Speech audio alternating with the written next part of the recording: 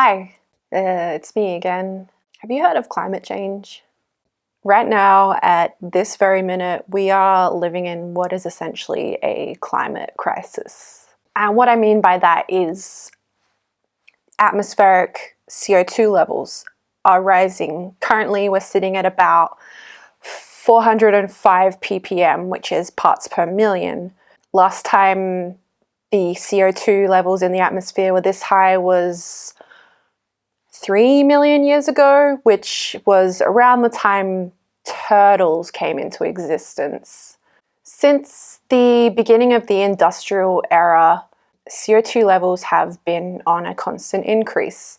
In probably the last 60 or so years, it has increased more rapidly.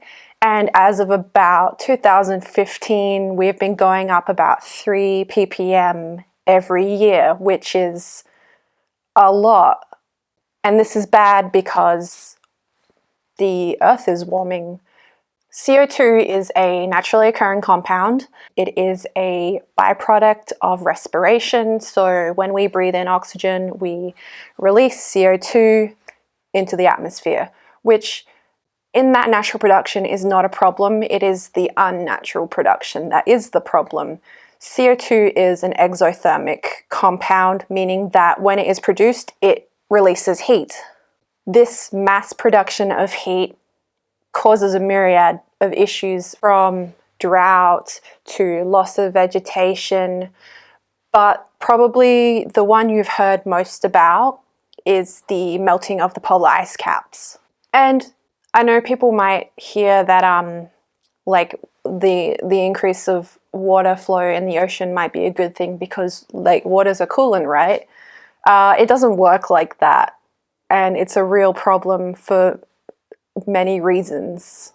Aside from obviously the water levels rising, putting land masses that are close to water at risk of sinking, that would lead to increased population density, which would naturally lead to more CO2 production, which would also lead to lots of social and ecological issues like deforestation to make room for more cities, which would then also lead to more CO2 production. Also, the dispossession of land from, firstly, native people of whichever country you want to look at, native flora and fauna being eradicated, putting our ecosystem into a tailspin. Just a lot of chaotic imbalance, which has no positive attributes at all, really. It's bad. And it's bad because it compounds in several ways. It's not just one thing. But if we ignore the social aspects of why climate change is bad, let's just look at the rising sea levels and what that means. So, increase sea levels reduces currents. So we have a lot of still water. All this still water basically acts as a reflective surface, so all the heat from the sun basically hits the still surface of the ocean and bounces back into our atmosphere. So increased water levels increase atmospheric heat. So what we're essentially starting to see is really hot, dry, unbearable summers. January was officially Australia's hottest month since records began more than a century ago, and there's no relief in sight from the sweltering conditions. The Bureau of Meteorology says the average monthly temperature across the country also exceeded 30 degrees for the first time. But also what is called diurnal winters, which means winters come very rapidly but leave very quickly. So we're not getting a natural seasonal progression. And obviously that's bad for many reasons. Winter is an essential part of the cycle of weather. This is what's basically known as winter warming. Winters don't last as long, and in some regions of the world they're not as cold as they should be. There's a lot of stuff regarding also snap winters, which is like when winters are like weirdly cold out of nowhere for no reason, and there's a lot of stuff about what may cause this, mainly the increased sea volume leading to the lack of currents, leading to Arctic breezes basically passing through regions without much resistance from natural forces. We could talk about this kind of stuff all day, but honestly, I don't really have the time. So anyways, that's why I want to talk about why the 1999 Sonic the Hedgehog movie was set in a timeline post-climate collapse.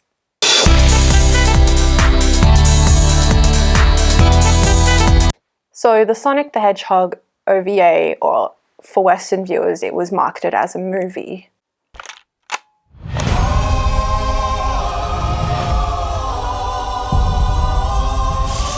Not that one.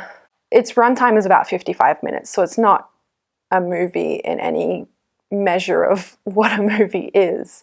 But for the sake of making it easy to explain, let's just go with movie for now. So this is a movie that I watched on VHS so much when I was a kid that it jammed my VHS player and the tape got tangled and wrecked and I could never watch it again. I'll try to keep the rundown of the plot as short and as relevant as possible. If you really want to watch the whole thing, it is on YouTube. So we open on Sonic and Tails hanging out on some private beach when, after a few minutes, a senile owl named the Professor arrives. He nearly dies, but then he doesn't, which is like fine, I guess. So he lets Tails and Sonic of the news that the president wants to see them. The president? He wants us to come to the presidential house right away. That's it, please hurry. Kind of silly, but... So, like, I'm kind of confused about the logistics of where this beach is because, as you'll see in basically right now, most of society lives in what is known as Land of the Sky. And you'll find out why. But also kind of not really. So they get to the president and surprise, it's a trap. Dr. Robotnik is there. He has kidnapped the president and his daughter Sarah. It was all a ruse to lure Sonic and Tails to him. After like a lot of annoying back and forth, Robotnik eventually reveals that he needs Sonic and Tails' help. A reactor at Robotropolis has lost control and threatens to basically explode and destroy all of Robotropolis. So there's more back and forth, and then Sonic and Tails agree to help Robotnik. They don't really have a choice because there's a hostage situation involved, so I mean... Anyways, so they're flying in Tails' plane, which is fine, I guess, and they come across a tornado in the sky, which is the opening to the Land of Darkness. There's a point I wanted to bring up here about the fact that even though there's no immediate link between climate change and the occurrence of tornadoes and hurricanes, there is a lot of evidence that suggests that rising climates basically create all the ingredients for large-scale catastrophic weather phenomena like tornadoes and hurricanes and thunderstorms. I want to make this the first indication that something's fucky with the climate. Sonic and Tails crash land, survey the land. It looks kind of okay, I guess. There's nothing immediately obvious that anything is wrong with this Land of Darkness. And so they decide to just boost through the landscape, which has like heaps of obstacles that are in the games, which is weird, and it feels out of place even though this is based off of a video game, because who put these obstacles around? Anyways, so they conveniently find what is like a warp portal, and it takes them to what basically looks suspiciously like the ruins of New York City. So this is where the remains of a pre-existing society that is comparable to our own becomes kind of clear. It's obvious that something has happened and this is the future after. So the city is sinking into the ocean. Remember what I said about rising sea levels. And apparently the reactor has sent out vibrations that are causing land masses to just break apart and speed up the process of the whole city sinking, essentially. As they make their way through the New York City ruins, they come across Metal Robotnik. This scene goes on for way too long. Stuff happens. Knuckles makes an appearance and they eventually defeat Metal Robotnik and head off to the Robotropolis reactor. Okay, so I wanted to bring this up. So you remember in the game with Knuckles, the game Sonic and Knuckles, Knuckles could glide for some reason? Well, in the movie he can straight up fly like a Dragon Ball Z character. On all physical levels, hedgehogs and echidnas are kind of really similar. Echidnas cannot fly in any shape or form. I shouldn't be looking for sense in something like this anyways. So they make it to the reactor and they shut it off with 0.1 of a second to spare. But surprise, it was yet another ruse. And before I continue with essentially part 2 of the story, let's look at the aspects we know so far. So the 3 biggest contributors to the high concentrations of CO2 and greenhouse gases like methane and nitrous oxide and all that kind of stuff is fuel burning practices. So energy consumption, natural gas usage, emissions produced through industry, transport, and then other forms of fuel burning. If you look at Robotropolis, it's very visually obvious that this is a high energy consumption structure. It's a city built for robots and robots only.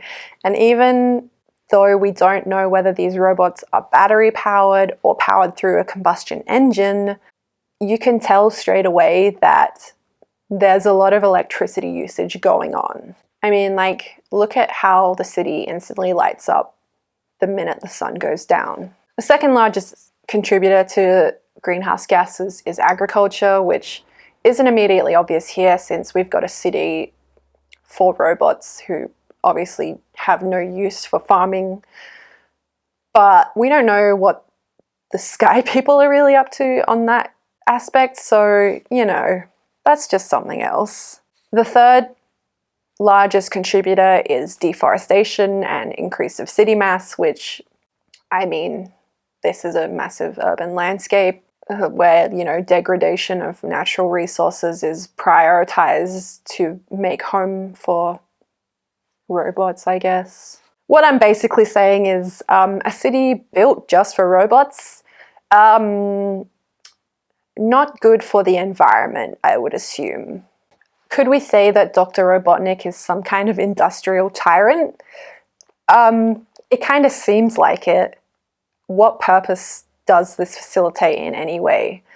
Also, is Dr. Robotnik rich somehow? How did he get rich? Where did this money come from?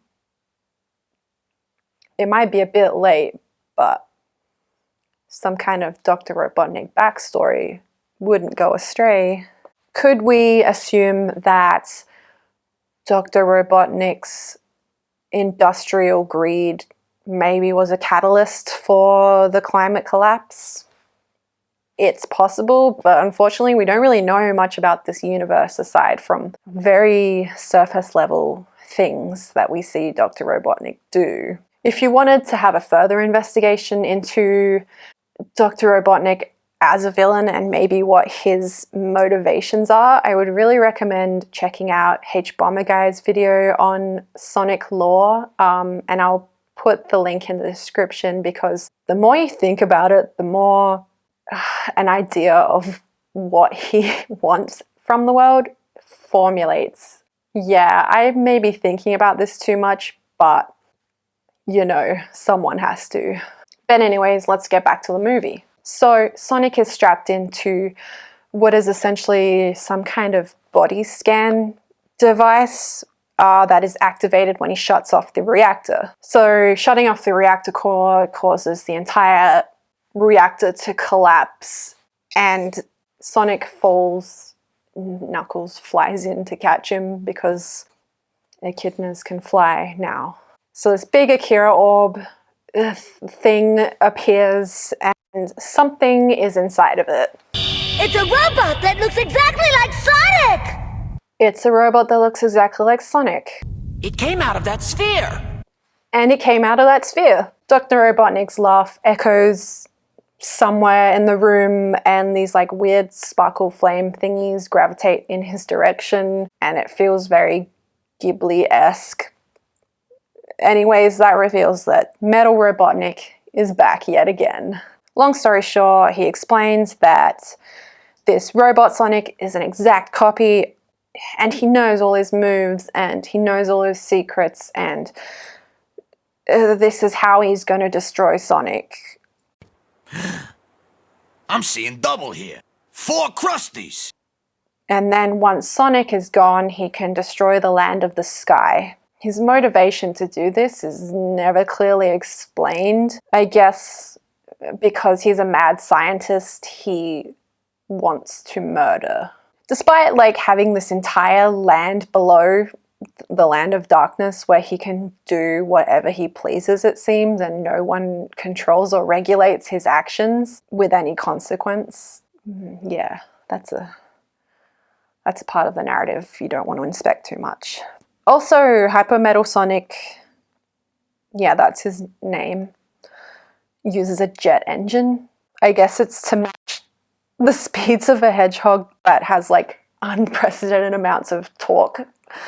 For some reason, I'm probably trying too hard to understand what the physics of this universe are, but let's just carry on. So they battle, and Sonic gets his ass beat, and Knuckles, for some reason, can't fly now. And as we progress on, we get to this scene with the president watching the news. Everywhere the Metal Sonic goes, catastrophic disasters take place, and they think it's Sonic. So the president calls Knuckles, calls Sonic's base, and Knuckles answers. Who are you? I'm Knuckles. I'm Sonic's best friend. Oof, sorry, Tails. You have been replaced. So here is where we find out that the land of the sky is essentially held together by polar ice caps, and under these polar ice caps are rivers of magma. And basically, Hyper Metal Sonic is going to blow up the tip of the glacier, which will bring out rivers of magma, which will then melt all the polar ice caps. The very backbone of our planet freedom would be shattered. The rotation of the planet would hurl the continents into outer space, where they would be blown to pieces. Which doesn't really make a lick of sense, but I can see where they're going with this. Bad Metal Sonic, melt ice caps, Earth die. It's not good. So Sonic, the stubborn asshole, hears everything, even though they try to explain to him that anything he knows, Hyper Metal Sonic knows. But Sonic is an asshole, and he goes off to fight Bad Sonic on his own. Basically, he thinks he can save the world, even though he's really, really unprepared. Kind of feels like how politicians think that banning single-use plastics does anything to help the catastrophe at hand. So anyways, we cut to the polar ice caps, and Bad Sonic has kind of already blown a hole and brought magma to the surface, and Sonic's kind of too late.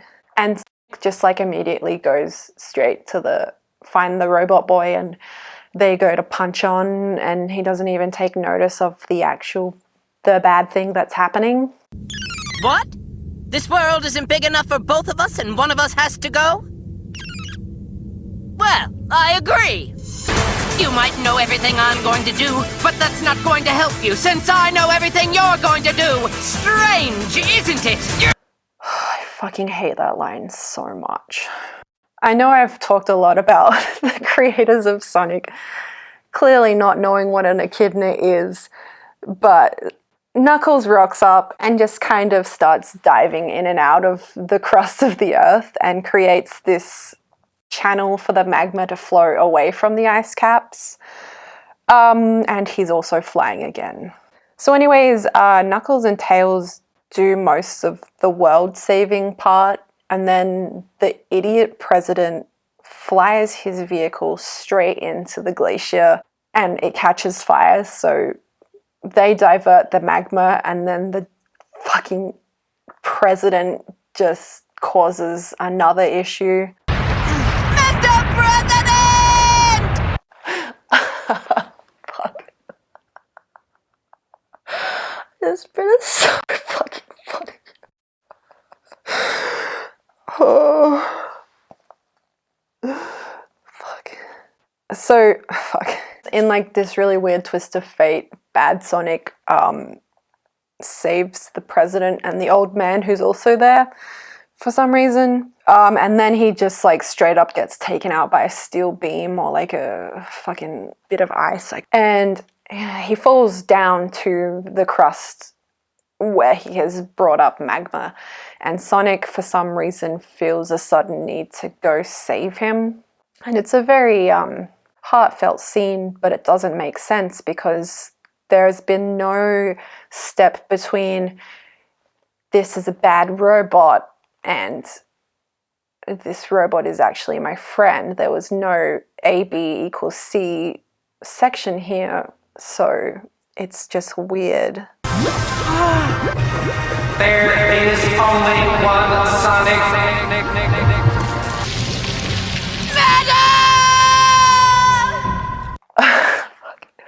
I don't know if the Japanese version is as bad as the English dub, but it's something else.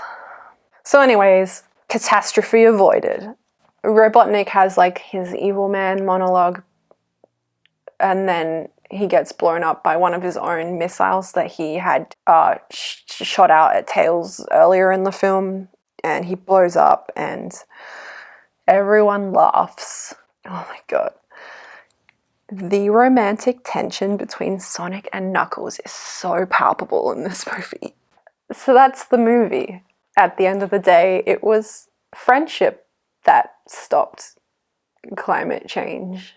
Okay, so I'm aware that this is not an exact parallel to the crisis we are facing in the real world, but there's some definite relations between certain themes in the movie. I'm probably reading into it too much. I honestly think that Dr. Robotnik is a faithful representation of how we have these corrupt people with unprecedented power and resources doing things without a single care about what kind of destruction and mass eradication of life on Earth results from it, all for the pursuit of some kind of selfish gain.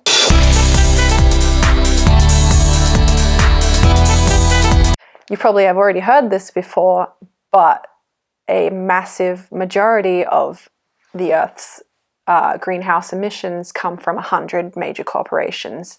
These are either government-funded, state-funded, or private, but still get massive subsidies from the government. Whilst consuming less meat and driving less and using public transport and using less power and gas and reducing your single-waste plastic usage has community-wide benefits, it is imperative that big oil, big coal, big natural gas must all be replaced with either some kind of sustainable energy source, or at least at the very bare minimum putting strict regulations on capping the amount of emissions produced. The reason I mention personal choice in what you consume being kind of important is not because it's the individual's fault that a majority of greenhouse gases are produced by massive corporations that the one person can't really have effect on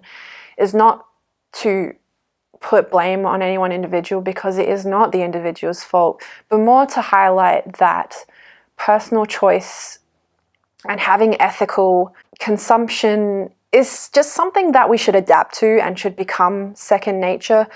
If by some miracle we did stop the scarily high amounts of CO2 production reaching like a critical mass, we still need to have these changes as like a lifelong thing. We need to stabilize what we do. But like I said, it's not personal choice that will stop this. What will stop this is getting out there and campaigning and petitioning and protesting, writing to your body of government, your local council, getting the message out there, voting responsibly, doing things that let the government know this will kill us. It'll kill our children. It'll kill animal species that we will never see again. It'll kill our food source. It's not just people saying, please stop using electricity because I don't like it. It's saying, please don't kill us, you know? But anyways, fuck those 100 corporations and the governments that do not give a fuck. And I just have a quick word for Scott Morrison, Prime Minister of Australia. Speaker, very nice, very nice. Fuck you. Fuck your inhumane policies. Fuck your climate change denial. Fuck your stupid Lego head. Fuck your control over the media. Fuck Rupert Murdoch. Fuck the Liberal government. Fuck anyone who voted for Conservative parties or the coalition. Get fucked. I fucking hate you. Fuck the Adani mines. Fuck fracking. Fuck you destroying the Great Barrier Reef. Fuck you for doing so much awful fucking shit to this country.